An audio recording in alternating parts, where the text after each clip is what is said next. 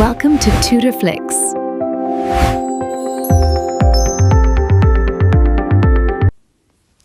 Hi teachers, இன்னைக்கு unit 5ஓட 14th class பார்க்க போகிறோம். ஸோ ரிங் தியரி தான் நம்ம இப்போ பார்த்துட்ருக்கோம். நேற்று சொன்னதில் ஒரு சின்ன கரெக்ஷன், இன்டெக்ரல் டொமைனுக்கு வந்துட்டு நான் சொல்லியிருப்பேன். அதில் சொல்லும்போது இந்த 4 into 5ன்னு சொல்லிட்டு ஒன்று எடுத்திருப்பேன். 4 into integer multiplication 5 equal to 20/5 சொல்லியிருப்பேன். ஆக்சுவலாக நம்ம இந்த 5 வந்துட்டு எடுக்கக்கூடாது. ஏன்னா Z5னா 0லேருந்து 4 வரைக்கும் தானே எடுக்கணும். அப்போ இந்த 5ன்ற எலமெண்ட்டு நம்ம இங்கே எடுக்கக்கூடாது. ஸோ இது வராது. அப்போ நீங்கள் பார்த்தீங்க அப்படின்னா இங்கே வந்துட்டு ஃபுல்லாகவே நம்பர்ஸ் தான் இருக்குது இல்லையா. ஏபி ஈக்குவல் டு 0ன்ற கண்டிஷன் வரலை. இப்போ ஏ வந்துட்டு நாட் ஈக்குவல் டு 0, பி வந்து not equal to 0, but AB equal to 0ன்னு வந்துச்சுன்னா நம்ம என்னன்னு சொல்லுவோம், 0 டிவைசர்னு சொல்லுவோம். அப்படி இல்லை நம்பர்ஸ் தான் வருது அப்படின்னா நம்ம என்னன்னு சொல்லுவோம், நம்பர்ஸ் வந்தாலும் சரி இல்லை ஏ ஆர் பி இந்த ரெண்டில் ஏதாச்சும் 0வாக இருந்து ஏபி 0 வந்தாலும் சரி அதை தான் நம்ம என்னன்னு சொல்லுவோம், இன்டெக்ரல் டொமைன்னு சொல்லுவோம் இல்லையா. நெக்ஸ்ட்டு டிவிஷன் ரிங்கு நேற்றே பார்த்துட்டோம்.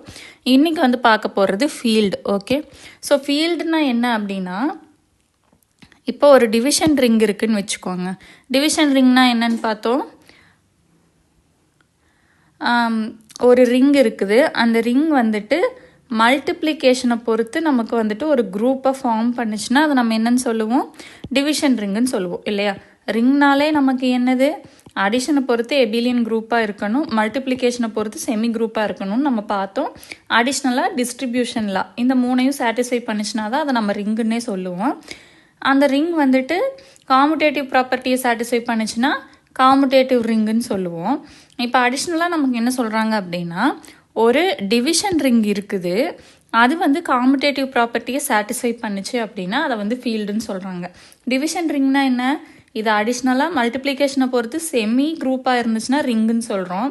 இன்கேஸ் அதை மல்டிப்ளிகேஷனை பொறுத்து மொத்தமாக குரூப்பையே ஃபார்ம் பண்ணிச்சு அப்படின்னா அதை நம்ம என்னன்னு சொல்லுவோம், ஃபீல்டுன்னு சொல்லுவோம். ஓகேவா. A commutative division ring is called a field. Okay, ஒரு டிவிஷன் ரிங் இருக்குது, அந்த டிவிஷன் ரிங் வந்துட்டு காமுடேட்டிவ் ப்ராப்பர்ட்டியை சாட்டிஸ்ஃபை பண்ணிச்சுன்னா அதை தான் நம்ம ஃபீல்டுன்னு சொல்லுவோம். இப்போ அதுக்கு எக்ஸாம்பிள் பாருங்கள். நமக்கு ரியல் நம்பர் வந்து நமக்கு அடிஷனை பொறுத்து குரூப்பை ஃபார்ம் பண்ணும், மல்டிப்ளிகேஷனை பொறுத்து குரூப்பை ஃபார்ம் பண்ணும். ஸோ இது வந்துட்டு நமக்கு ஒரு டிவிஷன் ரிங் தான். ஓகேவா, இது ஃபஸ்ட்டு ரிங்குங்கிறது நமக்கு தெரியும். ஸோ இது வந்துட்டு மல்டிப்ளிகேஷனை பொறுத்து நமக்கு ஒரு குரூப்பை ஃபார்ம் பண்ணுங்கிறதுனால அதை நம்ம என்னன்னு சொல்லுவோம், டிவிஷன் ரிங்குன்னு சொல்லுவோம். அதே மாதிரி இப்போ அந்த மல்டிப்ளிகேஷனை பொறுத்து நமக்கு எப்பயுமே அது காமுடேட்டிவ் ப்ராப்பர்ட்டி சாட்டிஸ்ஃபை ஆகும் ரியல் நம்பரில். ஸோ இது வந்துட்டு ஒரு காமுடேட்டிவ் டிவிஷன் ரிங். ஓகேவா, இப்படி இருந்துச்சுன்னா அதை நம்ம என்னன்னு சொல்கிறோம், ஃபீல்டுன்னு சொல்கிறோம். அதே மாதிரி தான் complex number and rational number. Okay, next நம்ம ரிங்ஸ் ரிலேட்டடாக ரிசல்ட் மட்டும் கொஞ்சம் பார்த்துடலாம். இதில் ஒரு 6 ப்ராப்பர்ட்டி கொடுத்துருக்காங்க. ரொம்ப சிம்பிள் தான், அதுக்கு வந்து படிக்கணுன்ற அவசியமே இல்லை. இப்போ 0.aன்னு இருந்தாலும் a.0ன்னு இருந்தாலும் அதோட வேல்யூ என்னது, 0. இது வந்து நம்ம நார்மலாக a into 0 0 தானே அப்படின்னு சொல்லுவோம்.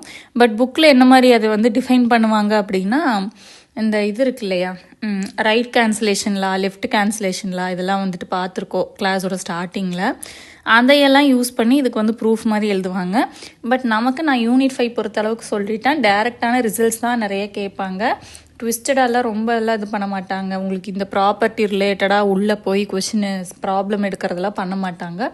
இது ஒரு தியரி பேப்பர், தியரி கொஷின்ஸ் தான் அதிகமாக வரும், டைரக்ட் தியரி கொஷின்ஸ் தான் அதிகமாக வரும். ஓகேவா. Next minus A into பினாலும் A into minus பினாலும் நம்ம என்ன தான் சொல்லுவோம், மைனஸ் ஏபி தான் சொல்லுவோம். Next minus A into minus B, மைனஸும் நமக்கு ப்ளஸ் ஆகிடும், ஏபி கிடைக்கும். -1 இன்ட்டு -1 +1. -1 இன்ட்டு ஏனாலும் ஏ இன்ட்டு -1நாலும் நமக்கு என்ன தான் வரும், மைனஸ் ஏ தான் வரும். -1 ஏ கூட மல்டிப்ளை பண்ணால் என்ன வரும், -a. இது நார்மல் மல்டிப்ளிகேஷன் மெத்தட்லேயே நம்ம ஞாபகம் வச்சுக்கலாம். ஓகேவா. Next every field is an integral domain but converse not true. Okay, ஃபீல்டுனாலே நம்ம என்னன்னு சொல்லியிருக்கிறோம், ஃபீல்டுனா இங்கே நம்ம என்னன்னு சொன்னோம், காமுடேட்டிவ் டிவிஷன் ரிங்குன்னு சொல்லிட்டோம். ஓகேவா. So every field is an integral domain அப்படின்னு சொல்லியிருக்கிறாங்க. இன்டெக்ரல் டொமைன்னா நமக்கு என்னது, 0 டிவைசஸ் இருக்காது இல்லையா, 0 டிவைசஸ் இருக்காது. அப்படி இருந்துச்சுன்னா அதை நம்ம என்னன்னு சொல்லுவோம், இன்டெக்ரல் டொமைன்னு சொல்லுவோம். ஓகே, ஸோ நமக்கு என்ன சொல்லியிருக்கிறாங்க, every field is an integral domain. ஒரு ஃபீல்டு இருக்குது அப்படின்னா அது கண்டிப்பாக என்னவா இருக்குன்னு சொல்கிறாங்கன்னா இன்டெக்ரல் டொமைனாக இருக்குன்னு சொல்கிறாங்க. ஓகேவா? இப்போ பாருங்கள், ஏன் அப்படின்னா டிவிஷன் ரிங்னாலே நம்ம என்னன்னு சொல்லிட்டோம், நான் ஜீரோ எலமெண்ட்ஸ்ன்னு சொல்லிட்டோம். ஜீரோ இல்லாத எலமெண்ட்ஸ். ஜீரோ இல்லை அப்படின்னா அது கண்டிப்பாக ஏதாச்சும் வேல்யூவாக தான் இருக்கும். வேல்யூவாக இருந்துச்சுன்னா நமக்கு என்ன தான் வரும், இப்படி வேல்யூஸ் கிடச்சதுனாலே அது நமக்கு என்ன தான் வரும், இன்டெக்ரல் டொமைனாக தான் வரும். ஸோ இங்கேருந்து எழுதுகிறோம், ஃபீல்டுங்கிறது ஒரு டிவிஷன் ரிங்கு. டிவிஷன் ரிங்குன்னு நம்ம போகும்போது அதை நம்ம என்னன்னு சொல்லுவோம், இன்டெக்ரல் டொமைன்னு சொல்லுவோம். ஸோ ஃபீல்டை வந்து இன்டெக்ரல் டொமைன்னு சொல்லிடுறோம். ஓகேவா?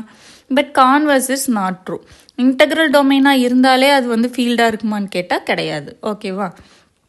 Next, every integral domain need not to be field. ஒரு இன்டெக்ரல் டொமைன் அதே தான், ஒரு இன்டெக்ரல் டொமைன் இருக்குது அப்படின்னா அது கண்டிப்பாக ஃபீல்டாக இருக்கணுமான்னு கேட்டால் அவசியம் கிடையாது. Okay. Next, every finite integral domain is field.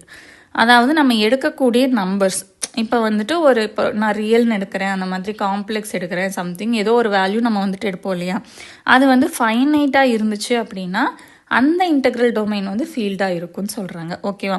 இன்ஃபைனைட்டாக இருந்தால் கண்டிப்பாக ஃபீல்டாக இருக்குமான்னு கேட்டால் அது நமக்கு தெரியாது. அது ஃபீல்டாகவும் இருக்கலாம், இல்லாமையும் இருக்கலாம். பட் ஃபைனைட் இன்டெக்ரல் டொமைனாக இருந்துச்சுன்னா அது கண்டிப்பாக ஃபீல்டாக இருக்கும்னு சொல்கிறாங்க. ஓகேவா? Next, if P is prime number, then JP, the ring of integers mod P, is a field. Okay. இப்போ P is prime numberனு சொல்லிட்டாங்க. JPனா இட்ஸ் நத்திங் பட் நம்ம இன்டீஜர்ஸ் மாடலோக்கு எப்படி சொல்லுவோம், ZPன்னு சொல்லுவோம் இல்லையா, அதைத்தான் வந்து நமக்கு என்ன சொல்லிட்டாங்கன்னா ரிங்கில் வந்து JPன்னு சொல்லியிருக்கிறாங்க. மற்றபடிக்கு வேறு மீனிங்கெல்லாம் எதுவுமே கிடையாது. நம்ம Z5 Z6 அந்த மாதிரிலாம் எழுதுவோம் இல்லையா இன்டீஜர் மாடலோ, அதை தான் வந்து இங்கே JPன்னு மென்ஷன் பண்ணியிருக்கிறாங்க. புக்கில் JPன்னு மென்ஷன் பண்ணியிருக்கிறதுனால நானுமே அப்படியே எழுதிட்டேன். ஓகேவா? If P is prime number, then JP, the ring of integers mod P. So JPங்கிறத இங்கே என்னன்னு சொல்கிறாங்க, ring of integer mod P. ring of integer mod P. integer mod P நம்ம இத்தனை நாளாக ZP அப்படி தானே சொல்லிட்டு இருந்தோம். ஸோ ரிங்குக்கு வந்துட்டு இங்கே நம்ம என்னன்னு சொல்லிட்டாங்கன்னா JPன்னு சொல்லிட்டாங்க. அவ்வளோதான். ஓகேவா? ஸோ இப்படி இருந்துச்சுன்னா அது கண்டிப்பாக ஃபீல்டாக தான் இருக்கும். அதாவது Z5 Z6 இந்த மாதிரிலாம் இருந்துச்சுன்னா அது என்னன்னு சொல்கிறாங்க, கண்டிப்பாக ஃபீல்டாக இருக்குன்னு சொல்கிறாங்க. ஓகேவா? எப்போது அந்த P வந்து ப்ரைம் நம்பராக இருக்கிறப்ப, Z வந்துட்டு Z2 Z3 Z7 Z11 இந்த மாதிரி அந்த Z வந்துட்டு ப்ரைம் நம்பராக இருக்கும்போது அது நமக்கு வந்து இன்டெக்ரல் டொமைனாக ஃபீல்டாக இருக்குன்னு சொல்கிறாங்க. ஓகேவா? Next, the commutative ring D is an integral domain if and only if A, B, C belongs to D with A not equal to 0.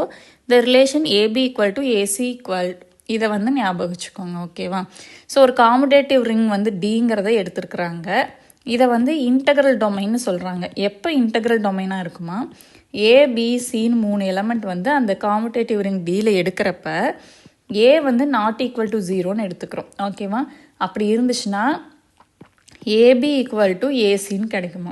AB equal to ஏசினா அப்போ இந்த ஏஏ கேன்சல் பண்ணால் என்ன ஆகும், B ஈக்குவல் டு சின்னு கிடைக்கும். So இந்த condition A வந்து not equal to 0ன்னு எடுக்கிறோம், AB equal to ஏசின்னு எடுக்கிறோம். இந்த கண்டிஷனை சாட்டிஸ்ஃபை பண்ணிச்சு அப்படின்னா அதை நம்ம என்னன்னு சொல்லுவோம், அந்த காமுடேட்டிவ் ரிங்கை இன்டெக்ரல் டொமைன்னு சொல்லலாமா. ஓகேவா?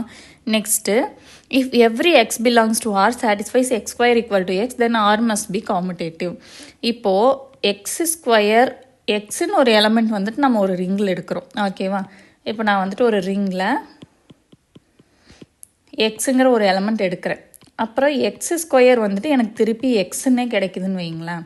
அது எப்படி கிடைக்கும்னு நான் பின்னாடி எக்ஸாம்பிள் சொல்கிறேன்.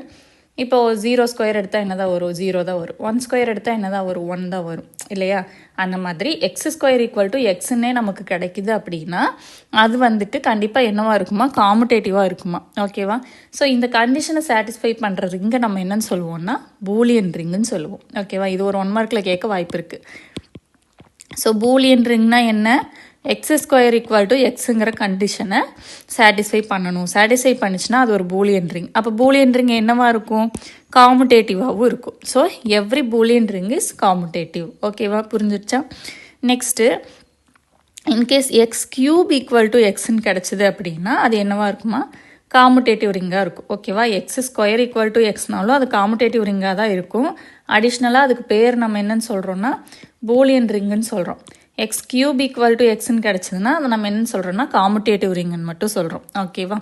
நெக்ஸ்ட்டு, த பீஜியன் ஹோல் பிரின்சிபல். இதெல்லாம் வந்து புக்கில் இருந்து நான் உங்களுக்கு கொஞ்சம் இன்டெப்த்தாக எடுத்துகிட்டு வந்தது தான்.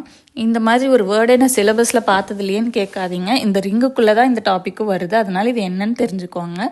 பீஜன் ஹோல் பிரின்சிபல்னால் நத்திங் பட், நம்ம ஒரு வடிவேல் காமெடி பார்த்துருப்போம் இல்லையா, அண்ணன் தம்பி 2 பேர் இருக்கிறாங்க, வடை 3 இருக்குது, வடையை பிக்கக்கூடாது, ஆனால் எப்படி பிரித்து கொடுப்பீங்கன்னு சொல்லி கேட்பாங்கல்ல, அந்த மாதிரி தான்.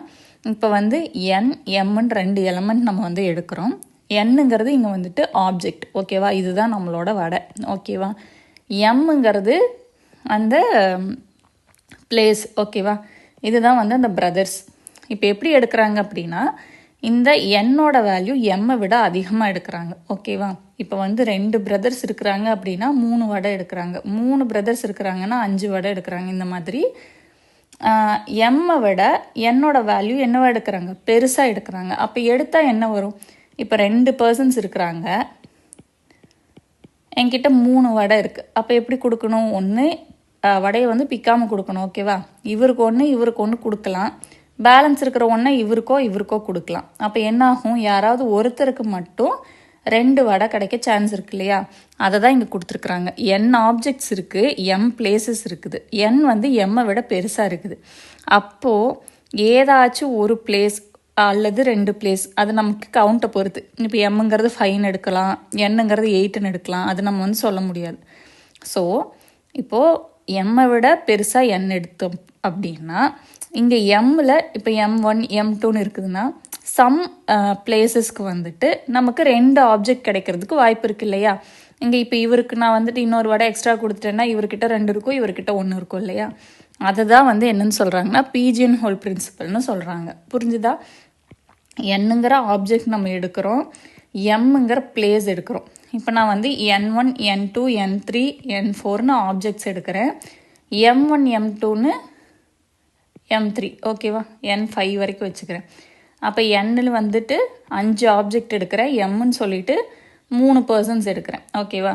இப்போ இதை எப்படி மேப் பண்ணலான்னு பாருங்கள். இப்போ N1 N2 N3 N4 N5 எடுத்துருக்குறோம், M1 M2 M3 எடுத்துருக்குறோம். இப்போது இவருக்கு ஒன்று கொடுத்துட்டோம். பேலன்ஸ் என்ன இருக்குது, 2 இருக்குது. அப்போ இது ஆல்ரெடி இருக்கிற இந்த 3 பேரில் யாருக்காவது தான் கொடுக்கணும். இப்போ இவங்களுக்கும் நான் கொடுத்துட்றேன் அப்படின்னா சம் பிளேசஸ்க்கு நமக்கு இப்போ எப்படி இருக்குது, 2 ஆப்ஜெக்ட் இருக்குது. இது பேர் என்னது, பீஜன் ஹோல் பிரின்சிபல், ஓகேவா. Next characteristic value of a ring, ஓகேவா. ஆல்மோஸ்ட் தியரி பேப்பரை எந்த அளவுக்கு சொன்னால் புரியுங்கிற மாதிரி தான் நான் எடுத்துகிட்டு வந்திருக்கேன். அப்படி இருந்துமே இது கொஞ்சம் கஷ்டமாக இருக்குது, புரியலைன்னு சொல்லியிருக்கீங்க. அது நம்ம வந்து MCQ கிளாஸ் பார்க்கும்போது, ரிவிஷன் கிளாஸ் பார்க்கும்போது இன்னும் கொஞ்சம் ஏதாவது ஈஸியாக சொல்ல முடியுமான்னு பார்க்கலாம். இப்போதைக்கு சொல்கிற கான்செப்டை வந்து நோட் பண்ணிக்கோங்க, ஓகேவா.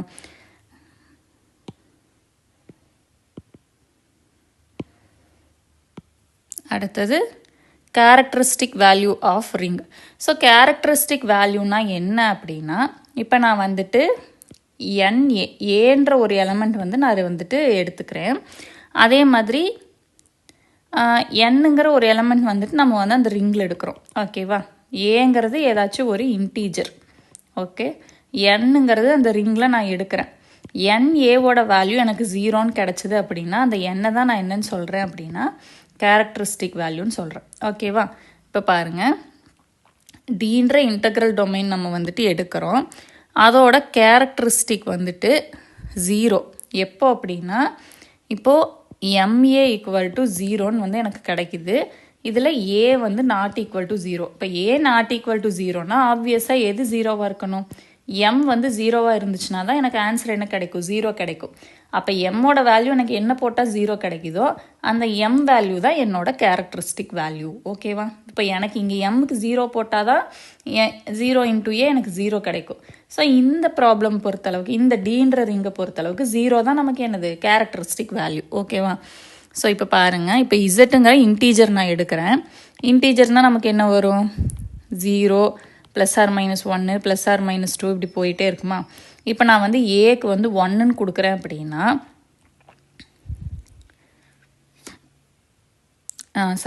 இப்போ நான் வந்து எண்ணுக்கு வந்துட்டு இதுலேருந்து நான் ஒரு எலமெண்ட் வந்து எடுக்கணும். எண்ணுக்கு வந்துட்டு நான் 1ங்கிற இன்டீஜர் எடுத்தேன் அப்படின்னா, இப்போ நான் வந்துட்டு ஏக்கு வந்து என்ன வேல்யூ கொடுத்தாலும் 1 × A என்ன தான் வரும், ஏ தான் வரும். அதே மாதிரி இப்போ நான் எண்ணுக்கு வந்து 2 கொடுக்குறேன். எண்ணுக்கு வந்து நான் 2ன்னு கொடுத்தேன் அப்படின்னா 2 இன்ட்டு ஏன்ற வேல்யூ எடுத்துக்கிறேன். அப்போ என்ன கிடைக்கும், எனக்கு 2a கிடைக்கும். அதே மாதிரி எண்ணுக்கு 3 போட்டோன்னா 3a கிடைக்கும். ஸோ இன்டீஜர்ஸ் பொறுத்தளவில் நம்ம இந்த இன்டீஜர்ஸ்லேருந்து எத்தனை n வேல்யூஸ் எடுத்தாலுமே நமக்கு என்ன தான் கிடைக்கும், அந்த சேம் வேல்யூ தான் கிடைக்கும். எப்போ நமக்கு 0 கிடைக்கும், என்னோட வேல்யூ 0ன்னு எடுக்கும்போது 0 கிடைக்கும். ஸோ உங்களுக்கு வந்து இசட்டுன்னு கொடுத்துட்டாங்க, அதோட கேரக்டரிஸ்டிக் என்னன்னு கேட்டாங்கன்னா அதோட ஆன்சர் என்ன, 0. ஓகேவா? ஸோ இன்டீஜர்ஸ், அதே மாதிரி ரியல் நம்பர், அண்ட் தென் இன்னொன்று இருக்குமே,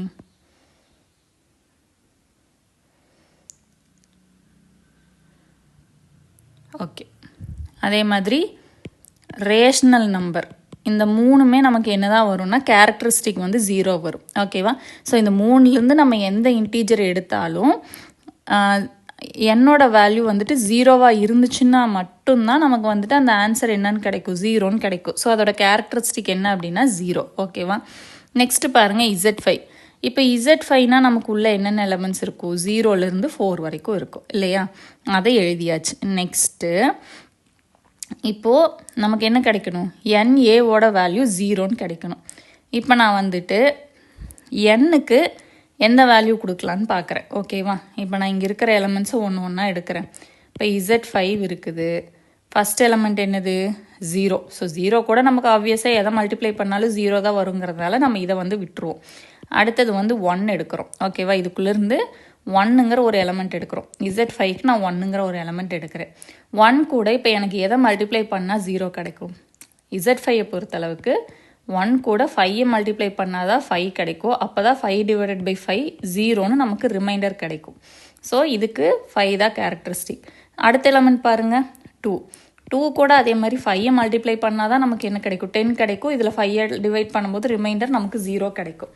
ஸோ இப்போ உங்களுக்கு Z5, Z6, Z7 இந்த மாதிரி கொஷின் கொடுத்துருக்குறாங்க அப்படின்னா அதோட கேரக்டரிஸ்டிக் வேல்யூ என்னவா இருக்கும்னா இந்த இசட் கீழே நமக்கு என்ன நம்பர் கொடுத்துருக்குறாங்களோ அதுதான் கேரக்டரிஸ்டிக் வேல்யூவாக இருக்கும். ஓகேவா? இதெல்லாம் ஷார்ட்கட் மாதிரி நோட் பண்ணிக்கணும். இன்டீஜர்ஸ் வருதா, இல்லை ரியல் நம்பர் கொடுத்துருக்குறாங்களா, இல்லை ரேஷனல் நம்பர் கொடுத்துருக்குறாங்களா, அது என்ன நம்பராக வேணாலும் இருக்கட்டும், அதோட கேரக்டரிஸ்டிக் என்ன, 0. ஓகேவா? இப்போ Z5, Z100 கூட கொடுக்கட்டுமே, அதோட கேரக்டரிஸ்டிக் வேல்யூ என்ன, இசட்டு கீழே என்ன நம்பர் இருக்குதோ அதுதான். ஓகேவா? இப்போ அதே மாதிரி Z6 பாருங்கள். Z6க்கு நான் 0லேருந்து 5 வரைக்கும் இருக்கிறேன். 0 எடுக்க மாட்டோம், எது எடுத்தாலும் 0 தான் வரும். இப்போ 1 இருக்குது. 1 கூட எதை மல்டிப்ளை பண்ணணும், 6ஐ மல்டிப்ளை பண்ணால் தான் 6 கிடைக்கும். 6ஆல் டிவைட் பண்ணும்போது நமக்கு ரிமைண்டர் 0 கிடைக்கும். ஓகேவா? ஸோ இந்த ப்ராப்ளம் பொறுத்தளவுக்கு நமக்கு கேரக்டரிஸ்டிக் வேல்யூ என்னது, 6. Z6க்கு என்ன தான் கிடைக்கும், 6 தான் கிடைக்கும். அதே மாதிரி தான் மேட்ரிக்ஸ்க்கும். இன்கேஸ் நமக்கு வந்து ப்ராப்ளம் இந்த மாதிரி மேட்ரிக்ஸ் ஃபார்மில் கொடுத்துருக்குறாங்க அப்படின்னா மேட்ரிக்ஸ்குள்ளே இன்டீஜர்ஸ் கொடுத்துருந்தாங்க அப்படின்னா நமக்கு 0 தான் ஆன்சர். மேலே பார்த்த மாதிரியே தான் இன்டீஜர்ஸ்னால் 0 தான் ஆன்சர். அதே மாதிரி மேட்ரிக்ஸ்குள்ளே Z2, Z3ன்னு கொடுத்துருக்குறாங்க அப்படின்னா இசட்கிட்ட என்ன வேல்யூ கொடுத்துருக்குறாங்களோ அதுதான் வந்துட்டு நமக்கு கேரக்டரிஸ்டிக் வேல்யூ. ஓகேவா? கேரக்டரிஸ்டிக் வேல்யூங்கிறதுக்கு மீனிங் என்ன, NA ஈக்குவல் டு 0ன்னு வரணும். ஏங்கிறது நமக்கு எதில் கொடுத்துருக்குறாங்களோ அதில் எடுப்போம். இன்டீஜர்ஸ் கொடுத்துருந்தா இன்டீஜர்ஸ் எடுப்போம், இன்டீஜர் மாடுலோ கொடுத்துருந்தா அதுலேருந்து அந்த வேல்யூ எடுப்போம். ஸோ அந்த ஏ கூட எதை மல்டிப்ளை பண்ணணும், என்னங்கிற வேல்யூ மல்டிப்ளை பண்ணும்போது 0ன்னு ஆன்சர் வரணும். அந்த எண்ணுக்கு என்ன வேல்யூ கொடுத்தா 0 வருதோ அந்த எண் தான் கேரக்டரிஸ்டிக் வேல்யூ. அப்போ ZQR இந்த மாதிரி இந்த 3ல் நம்பர்ஸ் கொடுத்தாங்கன்னா அதோட கேரக்டரிஸ்டிக் வேல்யூ என்னது, 0. இப்போ ZNன்னு கொடுத்துருக்குறாங்க, அதாவது Z3, Z6 அந்த மாதிரி கொடுத்துருந்தாங்கன்னா இந்த Z பக்கத்தில் என்ன நம்பர் இருக்குதோ அதுதான் கேரக்டரிஸ்டிக் வேல்யூ. ZNன்னா n தான். மேட்ரிக்ஸ்க்கும் சேம் ஆஸ் இப்போ மேட்ரிக்ஸ் இசட்டுன்னு கொடுத்தாங்கன்னா இசட்டுக்கு நமக்கு என்ன வரும், 0 தான் வரும். இப்போ மேட்ரிக்ஸ் ஆஃப் ஆர் கொடுத்தாங்கன்னாலும் 0 தான். மேட்ரிக்ஸ் ஆஃப் கியூ கொடுத்தாலும் நமக்கு என்ன தான் வரும், 0 தான் வரும். அதே மாதிரி இப்போ மேட்ரிக்ஸ் ஆஃப் ZN கொடுத்துட்டாங்கன்னா என்ன வரும், ZNக்கு என்ன தான் வரும். அதே மாதிரி தான் மேட்ரிக்ஸ்க்கும் ZNக்கு என்ன தான் வரும். இதை மட்டும் ஞாபகம் வச்சுக்கோங்க, இந்த ஷார்ட்கட் மட்டும். ஓகேவா? An infinite integral domain characteristic value 0 if n belongs to ZQR. n வந்து ZQRல இருந்தால் என்ன தான் வரும்னு சொல்லிட்டேன், கேரக்டரிஸ்டிக் வேல்யூ 0 தான் சொல்லிட்டேன். இன்ஃபைனைட் இன்டெக்ரல்னால் என்ன மேம் அப்படின்னா அதை நான் சொல்கிறேன். இப்போ அடுத்தது இந்த பாயிண்ட்டையும் பாருங்கள், சொல்லிடுறேன். The characteristic equation of Boolean ring is 2. Boolean ரிங்னா நம்ம என்ன சொன்னோம், x² = xங்கிற கண்டிஷனை சாட்டிஸ்ஃபை பண்ணணும். சரி, இப்போ இந்த ரெண்டுக்கும் எக்ஸாம்பிள் பார்த்துடலாம். ஃபஸ்ட்டு இன்ஃபைனைட் இன்டெக்ரல்னால் என்னன்னு சொல்லிடுறேன். இப்போ வந்து z2 ஆஃப் எக்ஸ்ன்னு சொல்லி ஒரு ஈக்குவேஷன் எடுக்கிறேன். இது என்ன அப்படின்னா ஒரு polynomial equation with z2 coefficient. ஓகேவா, z2 ஆஃப் எக்ஸ்னா நான் இந்த எக்ஸுங்கிறது எனக்கு ஒரு polynomial equation with z2 coefficient. இந்த z2னா இப்போ என்ன வரும், 0 1 இந்த 2 எலமெண்ட் தான் வரும். ஸோ அந்த நான் எடுக்கிற பாலினாமியல் ஈக்குவேஷனில் கோஎஃபிஷியன்ஸ் எல்லாமே எப்படி இருக்கும், 1 0வாக இருக்கும், இல்லைனா 1ஆக இருக்கும், அவ்வளோதான். பட் அந்த பாலினாமியல் ஈக்குவேஷன் வந்து இப்போ என்னன்னா இன்ஃபைனைட்டாக கூட இருக்கலாம். ஏன்னா இப்போ நான் வந்துட்டு second degree equation, third degree equation அந்த மாதிரி மென்ஷன் பண்ணவே இல்லை. ஸோ பாலினாமியல் டிகிரிங்கும் போது டிகிரி nth டிகிரி வரைக்கும் எத்தனை டிகிரியாக வேணாலும் இருக்கலாம், இன்ஃபினிட்டி வரைக்கும் போகலாம். ஸோ அப்படி இருந்துச்சுன்னா நம்ம அதை என்னன்னு சொல்கிறோம் அப்படின்னா இன்ஃபைனைட் இன்டெக்ரல் டொமைன்னு சொல்கிறோம். ஓகேவா, ஸோ நான் ஒரு polynomial equation with z2 coefficient நான் இப்போ எடுத்துருக்கிறேன். ஸோ இது ஒரு பாலினாமியல் ஈக்குவேஷன்றதுனால நம்ம இதை என்னன்னு சொல்லிடலாம், இன்ஃபைனைட்டுன்னு சொல்லலாம். ஸோ இதோட கேரக்டரிஸ்டிக் வேல்யூ என்ன, z2னா நமக்கு என்னது 0 1 இந்த ரெண்டில் ஏதாச்சும் ஒன்று தான் இருக்கும் இல்லையா. ஸோ இதோட கேரக்டரிஸ்டிக் வேல்யூ நம்ம எப்படி கண்டுபிடிக்கணும், இப்போ நான் 0 எடுக்கிறேன். 0 கூட எந்த எலமெண்ட்டை மல்டிப்ளை பண்ணால் நமக்கு 0 கிடைக்கும், 0 கூட எதை மல்டிப்ளை பண்ணாலும் 0 தான் கிடைக்கும். ஓகேவா, நெக்ஸ்ட்டு 1. இப்போ 1 கூட நான் எதை மல்டிப்ளை பண்ணால் எனக்கு 0 கிடைக்கும், ஆப்வியஸாக 0 மல்டிப்ளை பண்ணால் தான் எனக்கு 0 கிடைக்கும். ஸோ நமக்கு பாலினாமியல் இன்ஃபைனைட் இன்டெக்ரல் டொமைன் அப்படின்னு இன்ஃபைனைட் இன்டெக்ரல் டொமைன் கிடச்சிருச்சு அப்படின்னாலே அதோட கேரக்டரிஸ்டிக் வேல்யூ என்னவாக தான் இருக்கும், 0வாக தான் இருக்கும். அது எப்போ அப்படின்னா அந்த என்னோட வேல்யூ எதுக்குள்ளே இருக்கணும், நம்ம முன்னாடி பார்த்த மாதிரி இன்டீஜராக இருக்கலாம், ரேஷ்னலாக இருக்கலாம், ரியல் நம்பராக இருக்கலாம். இந்த 3 நம்பருக்குள்ளே தான் நமக்கு இருக்குதுன்னு கொடுத்துட்டாங்க அப்படின்னாலே கேரக்டரிஸ்டிக் வேல்யூ நமக்கு என்ன தான் வரும், 0 தான் வரும். அது ஃபைனைட்டாக இருந்தாலும் சரி, இன்ஃபைனைட்டாக இருந்தாலும் சரி, அதை பற்றி நமக்கு பிரச்சனை இல்லை. அந்த ஷார்ட்கட் மட்டும் ஞாபகம் வச்சுக்கோங்க. ZQRல வந்தால் கேரக்டரிஸ்டிக் வேல்யூ 0. ஓகேவா, next characteristic equation of Boolean ring. Boolean ரிங்குக்கு நம்ம பார்க்க போகிறோம். சேம் z2வே எடுத்துக்கலாம். z2னா நமக்கு என்னென்ன வேல்யூ வரும், 0வும் 1ம் வரும். ஸோ பூலியன் ரிங்கோட கண்டிஷன் என்ன, x² = x சாட்டிஸ்ஃபை பண்ணணும். அது எதுக்குள்ளேயே இருக்கணும், அந்த z2க்குள்ளேயே இருக்கணும். ஃபஸ்ட்டு 0 எடுக்கலாமா, 0² என்ன வரும், 0 வரும் இல்லையா. ஸோ அது வந்து பிலாங்ஸ் டு z2 தான். அடுத்தது 1² என்ன தான் வரும், 1 தான் வரும். அதுவும் என்ன தான் இருக்குது, பிலாங்ஸ் டு z2 தான். ஸோ வந்து இது வந்துட்டு ஒரு பூலியனோட கண்டிஷனை சாட்டிஸ்ஃபை பண்ணுது. இதோட கேரக்டரிஸ்டிக் வேல்யூ பார்க்கலாமா.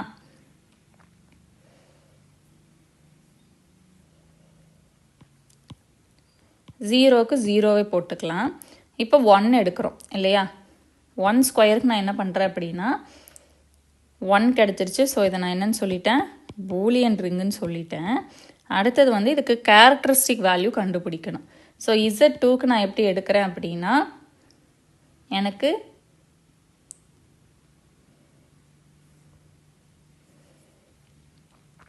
ஒன் + 1ன்னு எடுக்கிறேன். ஓகேவா,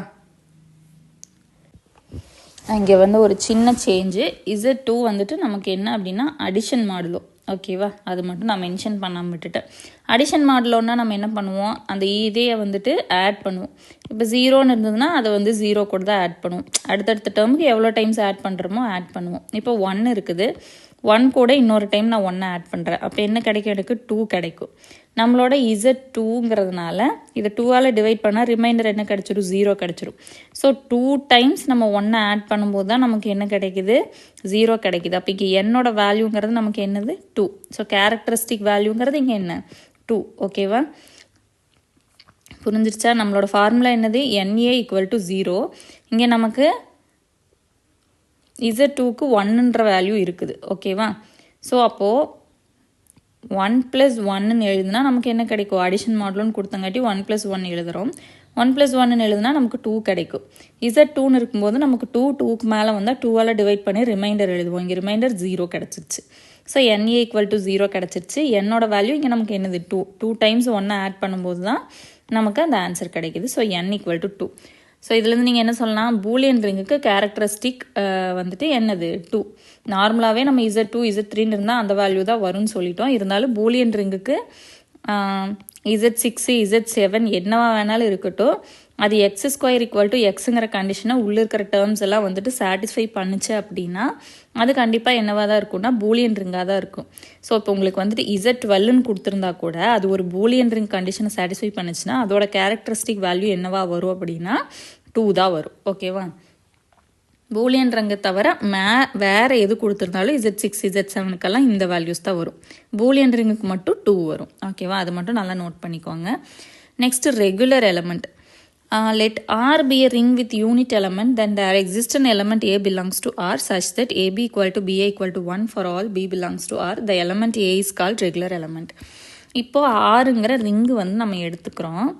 இதில் வந்துட்டு ஃபஸ்ட்டு ஏன்ற ஒரு எலமெண்ட் எடுக்கிறோம். ஓகேவா? இப்போது இதே ஆரில் இன்னொரு எலமெண்ட் நான் பின்னு எடுக்கிறேன். எனக்கு இப்போ ஏபி ஈக்குவல் டு பிஏவோட வேல்யூ 1 கிடைக்குதுன்னு வைங்க. இந்த ஆர் வந்து கண்டிப்பாக யூனிட் எலமெண்ட் இதில் இருக்கணும். ஓகேவா? ஆறுங்கிறது ring with unit element. Okay, so ஆறுங்கிற ஒரு யூனிட் எலமெண்ட் இருக்கிற ரிங்கை நான் எடுத்துக்கிறேன். அதில் ஏபின்னு 2 வேல்யூஸ் எடுக்கிறேன். ஓகேவா? இப்படி எழுதிக்கலாம். Let A comma B belongs to R of ரொம்ப ஜாம் ஆகுது. Let A comma B belongs to R comma plus comma dot. ஓகேவா? இது வந்துட்டு என்னது?